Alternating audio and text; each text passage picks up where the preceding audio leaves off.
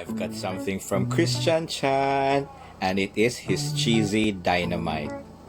If ever you haven't seen the home cooking series episode in which ipakita niya unsaon ni pagbuhat a crunchy cheesy dynamite, I'll drop the link below. So for that, it is tagay time. Yes, Yakult guys. And you might be thinking ice lang to siya. Well, it is not just a simple ice. Tadan!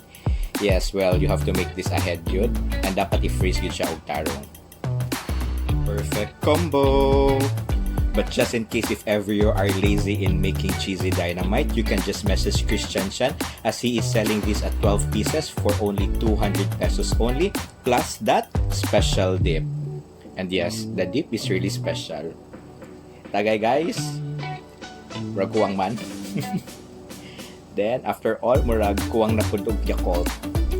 Tagay and enjoy your weekend guys!